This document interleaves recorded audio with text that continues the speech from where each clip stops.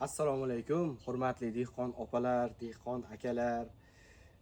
Sizlar bilan Agroterapiya kanali hamda uning admini Og'abek Abdusamatov.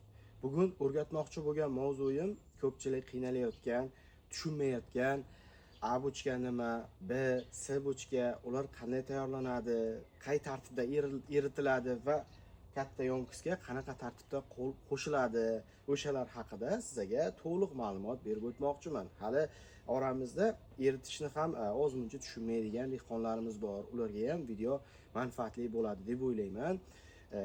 Bundan oldingi videolarim va meni doim kuzatib kelayotganlar biladi. Issiqxonam qanaqa sharoitda, qulupnaylarim qanday meva beryapti. Xuddi mana shu o'zimni qulupnayimga berayotgan ozuqamni sizlarga tayyorlab, tartibini o'rgatmoqchiman. Sizlar ham buni ishlatib, xudo xolasa, nima deydi, yaxshi bo'lib ketishiga o'simliklarning sababchi bo'lib qolsak, biz juda ham xursandmiz va agar foydali bo'lgan bo'lsa, bitta chiroyli qilib duo qilib qo'yasizlar. Yana qulupnayimizni holatlarini ko'rmaganlar bo'lsa, har kuni kunlik qanaqa holatda, qay tartibda ozuqa berilyapti, nimalar qilinyapti, qanday terilyapti, bularni Instagramda qisqa videolar ko'rinishida qo'yib boryapmiz. Instagramimiz ham Agroterapiya. Uni videoning ostiga linkini qo'yib ketaman. Bemalol o'tib, undan ham ko'rishlaringiz mumkin bo'ladi. Yana videoning boshida aytib qo'yay, ozuqani tayyorlayotganda hali yana tushuntirib o'taman. Biza 3-chi onlayn agro kursini ochmoqchimiz. Uni boshlanish sanasi albatta talabga ko'ra bo'ladi. Reja qilib turibmiz aprel oyiga deb. Chunki ungacha qolgan kurs a'zolari yetib olish kerak. Ancha-muncha tajriba qilsa, ularni yengillashtirib, sizlarni boshlab o'ramiz. O'ziga yarasha talab bo'lyapti. Ko'p emas, bir 30-35 ga yaqin dehqonni qabul qilamiz. Chunki ko'payib ketsa, ko'pini ham ko'rdik, chunki dars sifati ozgincha tushib qolar ekan. Shuning uchun maksimum 35 ta dehqonni aprel oyi kursda o'rgatamiz.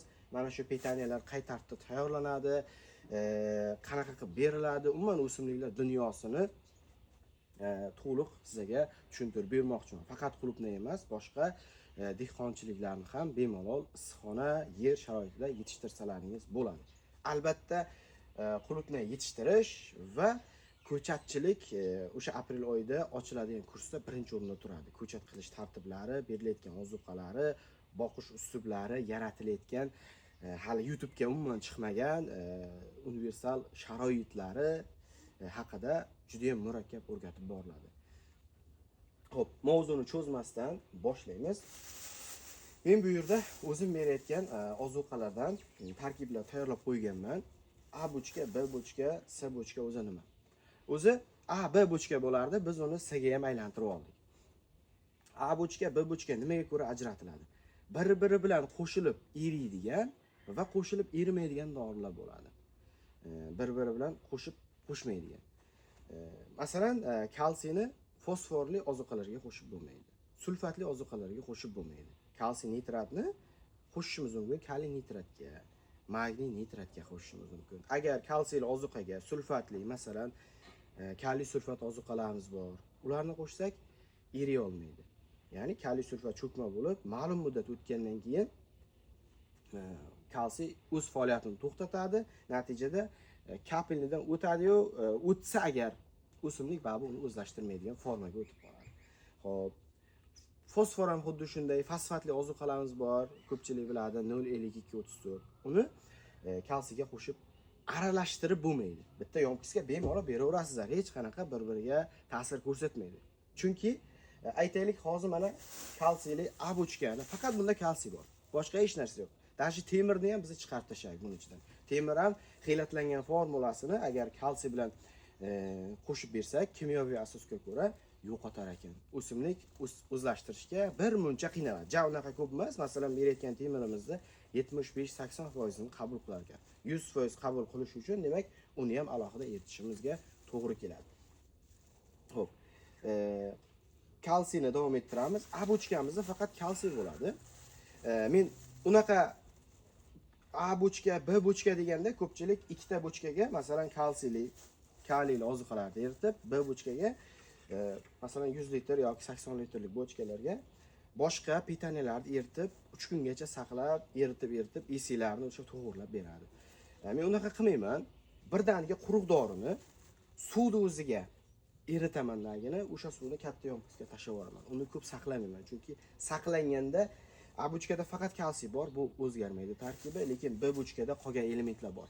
Bir-biri bilan baribir reaksiyaga kirishib, bir muncha dorilar foizini yo'qotishi mumkin. Tushunyapsizlar? O'shaning uchun faqatgina birdaniga eritib, yaxshi aralashtirib, erigandan keyin katta yompusga tashlanadi. 20 minut, 30 minut katta yompusda berayotgan ozuqalarimiz, ya'ni sho'rlilik deymiz-ku, o'sha bir xil taqsimlangandan keyin kapelni haydab yuboradi. Mana shunaqa tartibda beraman. A buchka, B buchka, C buchka deganda alohida mana bunaqa yonkusdan 3 ta, 2 ta qilib tashlash shart emas. Bitta yonkusga alohida eritish tushuniladi. Mana sizlarga A buchkani eritib ko'rsataman. Keyin savol tug'ilishi mumkin, birga qo'shib eritganda reaksiya kirishib ketyapti, katta yonkusga kirishmaydimi? Yo'q, unaqa bo'lmaydi. Hozir men buni bor yo'g'i bir 7-8 litr suvga eritaman. Katta yonkusda qancha suv bo'ladi? Kamida 1 tonna suv bo'ladi. Hozir men 1 tonnaga tayyorlayapman. 7-8 litr suvdan mana bu 1 tonna suvimiz 120 barobarga suyuq. O'shani hisobiga nima bo'ladi? Bu yerda ionlar, ya'ni berayotgan tuzlarimiz keng bir-biri bilan tarqalgani hisobiga bir-biri bilan hech qanday reaksiyaga kirishmaydi. Shuning uchun kichkina idishda alohida eritiladi, katta yonkusda birga qo'shib berilaveradi. Asosiy jumbog'i mana shu, ko'pchilik tushunmaydi. Endi eritamiz. Video sal cho'zilishi mumkin, mana shu yerlarni tezlashtirib bitkazib yuboramiz.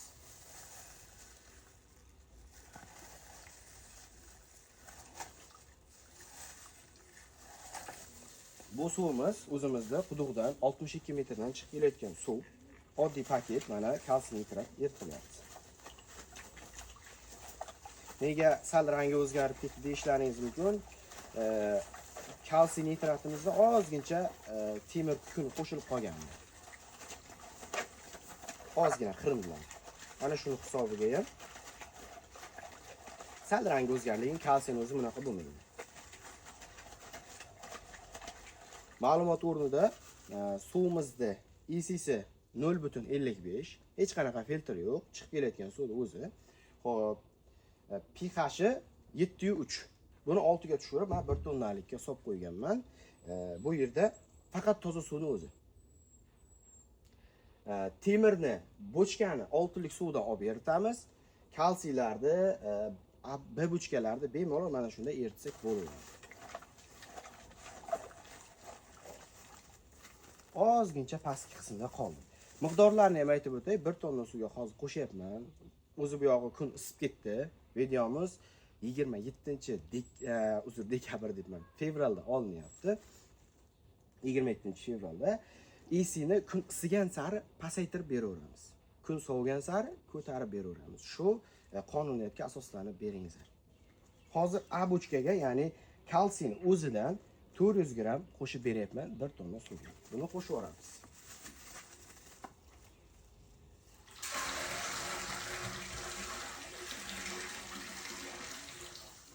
Erimagan qismini olib qoldim.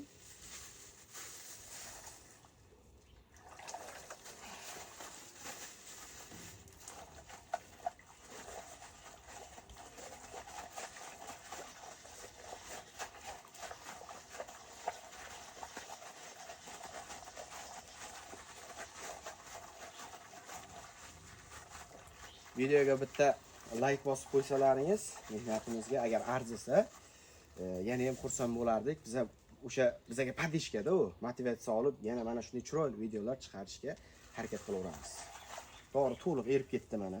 O'zi ikkinchi marta solganimizda eridi. Bitta aralashmada qancha dorining turi ko'p bo'lsa, erishi shuncha qiyin bo'ladi. Agar dori sifatli bo'lsa, tez erib ketaveradi. Yakka-yakka eritsa juda ham yaxshi.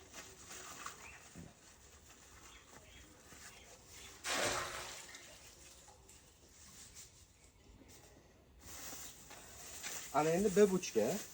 Bu dorimiz umumiy 650 gram.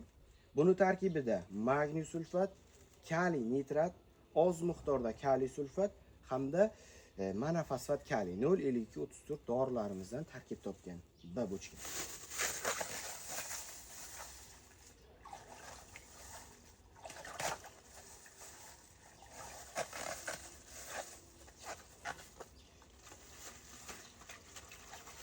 Buni o'zi bunaqa paketga solish sal xavfli. Paket yirtilib ketsa dori uvol bo'ladi. O'shaning uchun hozir bormikan? Mana bunday bir 3 litrlik bankaga dorini solib, bemalol suv bilan, bir cho'kcha bilan qo'zg'ab eritsangiz yaxshi. Endi har birini bankaga solib, bunaqa qilsam video cho'zilib ketadi. Shunga noto'g'ri tushunmaymiz. Mana shunday chiroyli qilib sizga ko'rsatib bermoqchiman.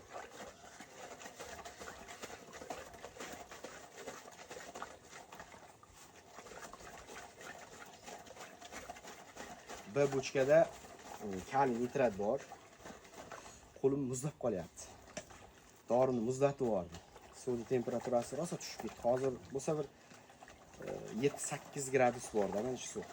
Ham bu yerdagi suv 20 gradus. Rosa muzlatib yubordim.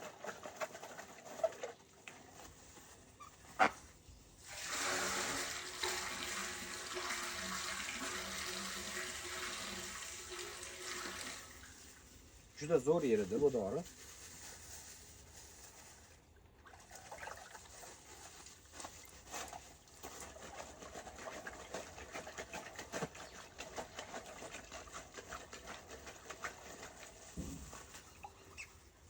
Hech narsa qolmadi ichida erimagan. Juda ham chiroyli erdi. Bu eritishdan tashqari yana 20-30 minut mana buni ichida ham dori yaxshi tarqalishi kerak. Ana undan keyin suv haydaladi.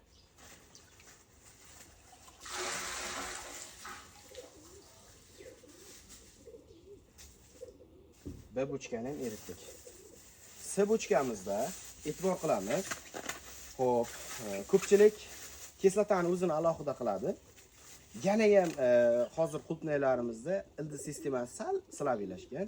O'shani ko'tarish maqsadida qo'shimchasiga pH ni neytrallash, stabillashtirish, ya'ni bir xil normalashtirish uchun kakosini ichida ham yantarni kislota qo'shib beryapmiz qo'shimchasi. Yantarni 1 tonnaga 150 gram qo'shilyapti. 85 gram temir bilan birgalikda bu yerda rux, marganiz, molibden, bor, mis kabi mikroelementlarimiz bor. Menimcha hech qaysi qolib ketmaydi. Xullas hamma mikroelement bor. Buni 6 pH da tayyorlangan suvda eritamiz. Chunki mikroelementlar sal injiqroq, baland pH da erimaydi. Kalsiylar naborat past pH da erimaydi. Uni 6-5,5 da eritib ko'rmang. Erishi juda ham qiyin. Shuning uchun 7-7,5 bo'lsa ham zo'r eraveradi.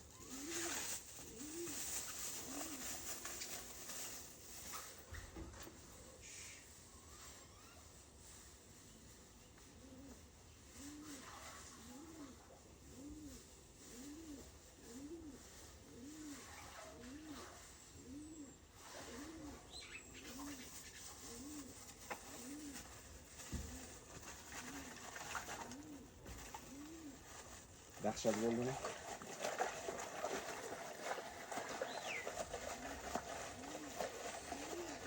Sal chalaroq eriyapti dorilar. Nimagaki video ko'p cho'zilib ketmasin, ko'p vaqtlaringiz olib qolmaydi degan maqsadda tezroq tayyorlayapman. Aslida bemalol bir 20 daqiqa atrofida dorilarni eritib shug'ullansangiz yaxshi bo'ladi.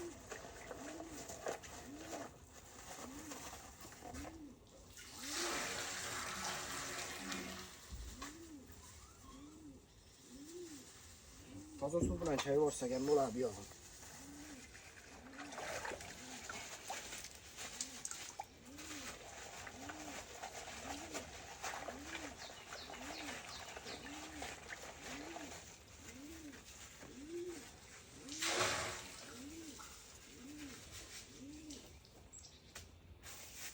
Yantarni kislota odamga xavfsiz. Mana qo'lim bilan aralashtiryapman. Ko'p ziyon qilmaydi. Bemalol ishlataverasiz. Ha, buni ham tushuntirib ketay. Kalsiyni ko'rdlaringiz bu 400 gram hisobida abochka qilib soldik. Hozir ko'pchilikda mana shu fevral, mart oylari rosa qulupnay gullaydi, qatorasiga 1-2 qator 1-2 ta kes gullarni olib tashlaydi. Changlashtirishga ko'chatning kuchi yetmay qoladi.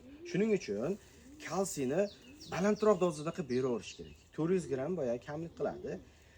Uni 500-550 qilsak ham bo'lardi, lekin ozuqamizda nitrat ko'payib ketardi. Kalsiy manbasi bilamiz, kalsiy nitrat. Unda nitrat 16-17% bo'ladi. U juda ham baland. Shuning uchun azodi deyarli bo'lmagan kalsiyni toza suyuq kalsiydan biz kalsiy manbasi sifatida yana qo'shib yubormoqchimiz. Bir ko'chatlarimizga kalsiy yetishmovchiligi bo'lmasligi uchun gullarni yaxshi changlanishi va yaxshi keyingi jarayonlar bo'linishida xizmat qilish uchun. Bularning hammasi suyuq dorilar, quyuq dorilar, qattiq dorilar hammasini tayyorlash tartiblari, dozalari haqida o'sha gruppada to'liq o'rgatilib borilyapti. Nomer qoldiraman. Agar qo'shilmoqchi bo'lsangiz, oldindan ro'yxatdan o'tib qo'yavering. Joylar kam qoldi. O'zi gedita ya'ni 25-28 ta joy qoldi. 35 ta maksimum o'quvchi, dehqon, xudo xolasa, dehqonni agronom qilib o'rgatamiz. Bu ham kalsiy bo'lgani uchun balandroq etashda erkakman.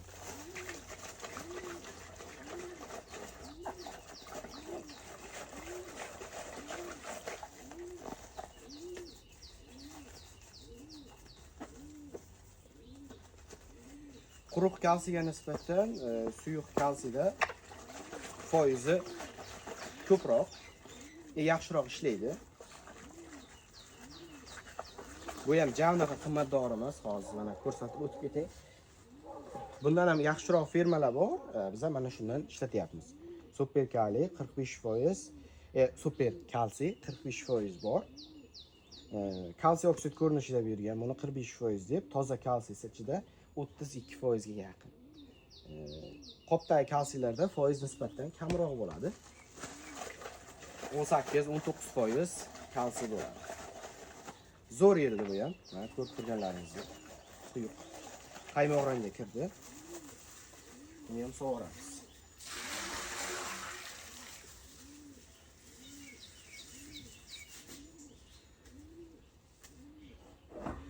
Yuqorida aytib o'tdim, qulupnaylarimizni ozgincha ildizlari silabilashgan, o'shani rag'batlantirish, kuchaytirish maqsadida ham kalsiy fosforlarni chiroyli dozada qilib beryapmiz. Gullash ham borda bizada, meva ham terilyapti. Ham qaytadan yana ildizni keyingi gullar uchun chidamliligini oshirishimiz kerak. Buning uchun pitaniyamizga buni dozasini yozib qo'ydik. Leonarditdan qo'shib yuboryapmiz. Xo'p. Endi videoni montaj qilmaymiz, tabiiy chiqsin. 2x ko'paytirmaymiz ham, kesmaymiz ham hech qayerni. Shuning uchun dozalarni o'ziga yozib qo'yaveraylik. Leonarditdan bu yerda 350 gram qo'shilyapti. 1 tonna suvga.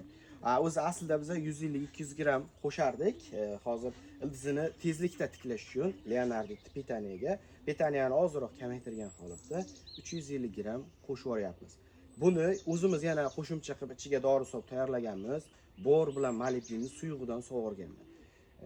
Quruq dorilardan tashqari suyuq dorilar ham ishlatiladi yonkisga tashlashda. Nimagaki bor molibden o'sha ruh elementlari o'simlik gormonlarini faollashtirib, gullash, mevalash, ildizlanish jarayonlarida charchab qolmasligini ta'minlaydi. Shuning uchun ularni ham quyuq, ham quruq, ham suyuq holatda qo'shib beramiz. Bu faqat Leonardit emas, bor bilan molibden ham qo'shganmiz ichiga. Ya aytma demaysiz, uni ham aytib o'tib ketay. Borni bunga 12 gram qo'shganmiz, molibdendan suyug'ida 2 gram. Ikkalasining foizi past, 5% ga 2%. O'zini qo'shib yuborsak ham bo'lardi, sal suyuqtirib qo'shib yuboraylik.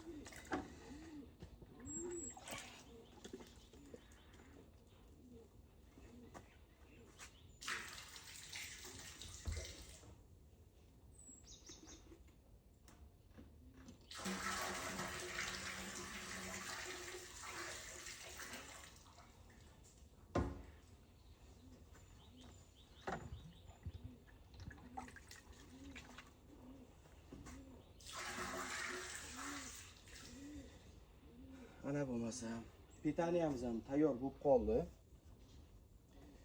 Qo'zg'ab yuborishimiz kerak.